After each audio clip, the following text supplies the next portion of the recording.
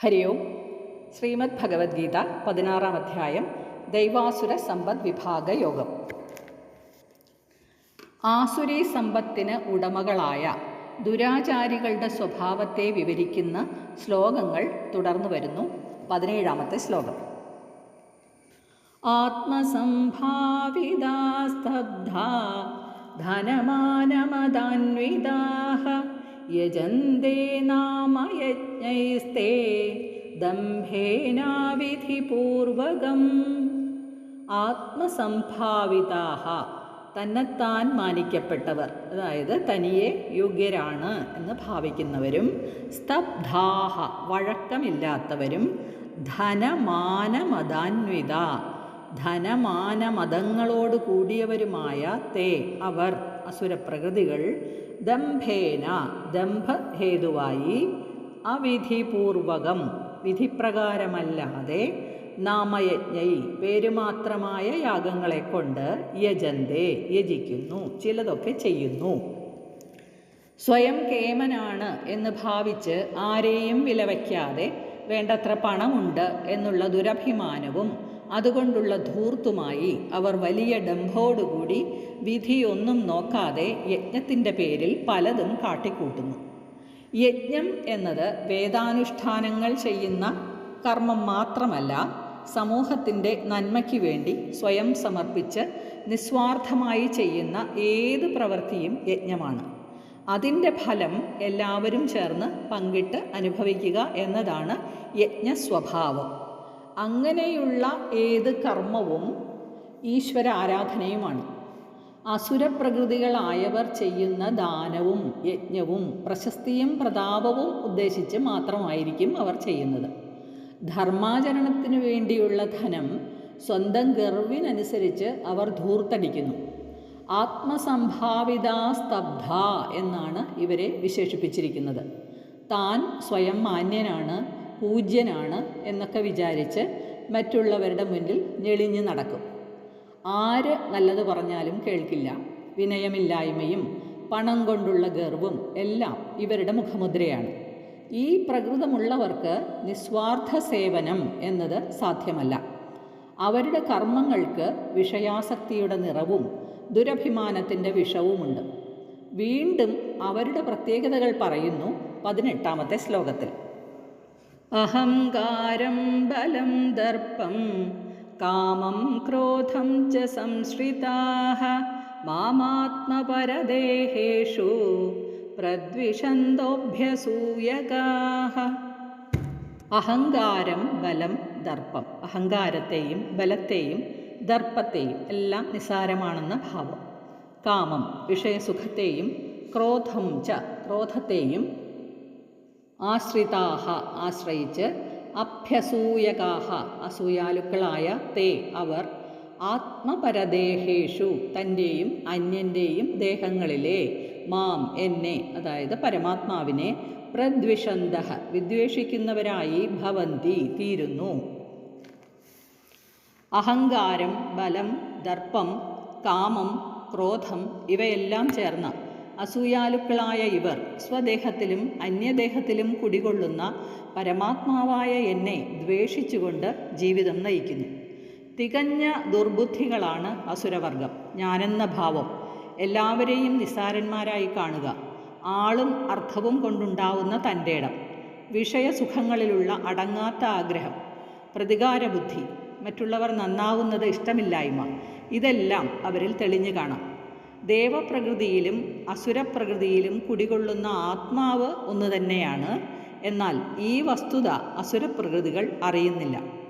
രജോ ഗുണവും തമോ ഗുണവും വർദ്ധിച്ചു നിൽക്കുന്നതുകൊണ്ട് ഉണ്ടായ അജ്ഞാനത്തിൻ്റെ ആവരണം അവരിൽ നിന്ന് ആ സത്യത്തെ മറച്ചു കളയുന്നു. തന്നിലും മറ്റുള്ളവരിലും കുടികൊള്ളുന്ന ആത്മചൈതന്യം ഒന്നു തന്നെയാണ് എന്ന അറിവില്ലാത്ത അവർ മറ്റുള്ളവരോട് നിർദ്ദയമായി പെരുമാറുന്നു.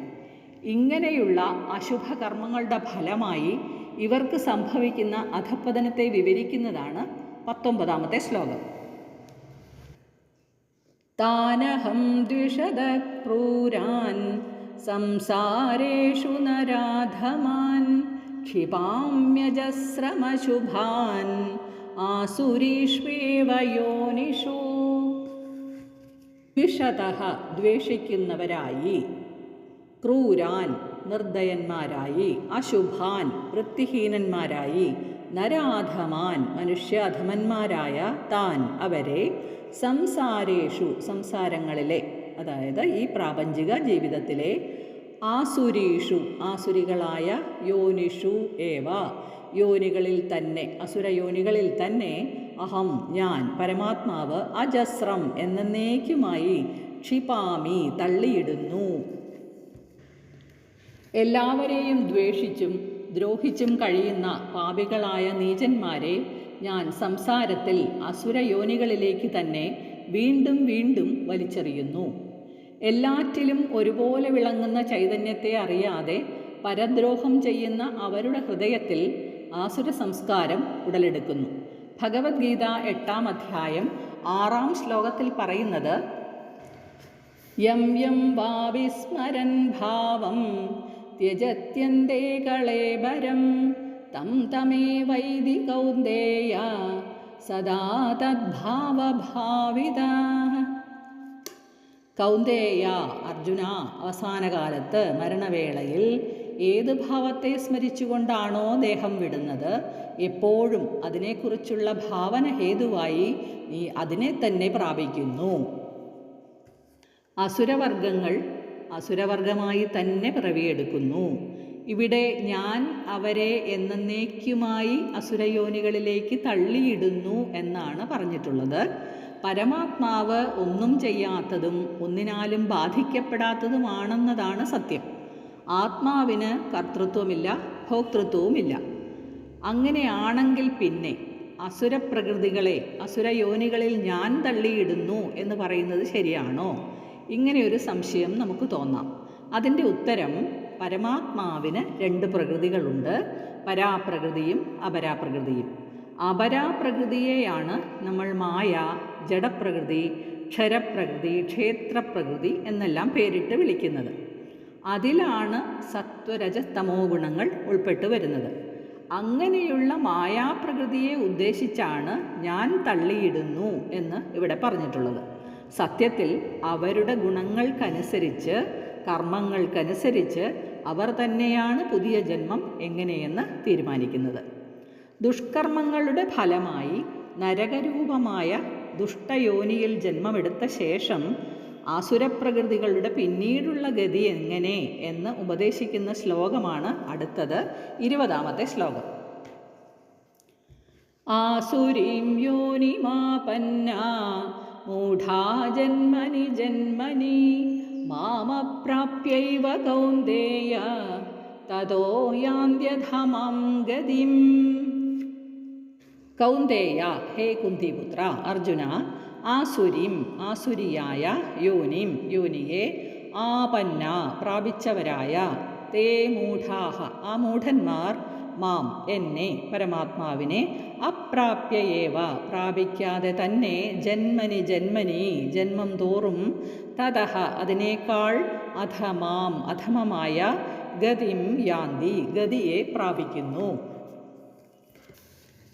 ഹേ കുന്തിപുത്ര, അസുരയോനിയിൽ ജനിച്ചും മരിച്ചും കഴിയുന്ന മൂഢന്മാർ അത്തരം ജന്മങ്ങളിൽ ഒന്നിലും എന്നെ പ്രാപിക്കാൻ കഴിയാതെ തന്നെ അതിലും നീചമായ ഗതിയെ പ്രാപിക്കുന്നു.